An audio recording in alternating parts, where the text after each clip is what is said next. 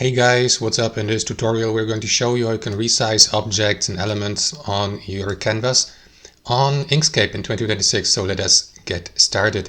So let me navigate to that example canvas here and let me add, let's say, a rectangle for the sake of this tutorial.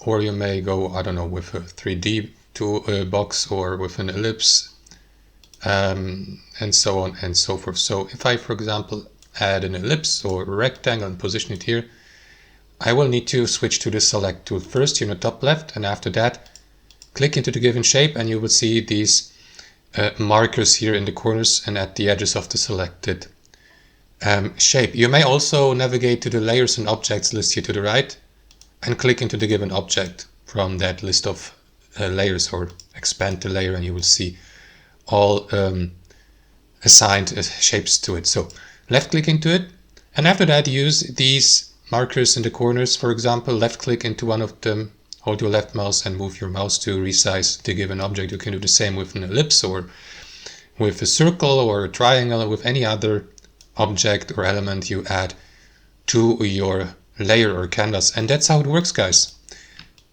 If you'd like to increase the size but keep the aspect ratio stable, you may use these marks in the corners, but at the same time press and hold left control on your keyboard, and after that the dimensions will be stabilized, as you can see. And you can do the same with ellipse or circles.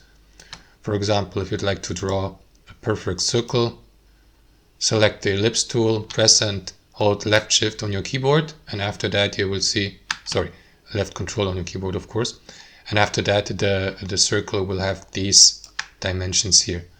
So that's how it works, guys. Thanks for watching, and have a fantastic day.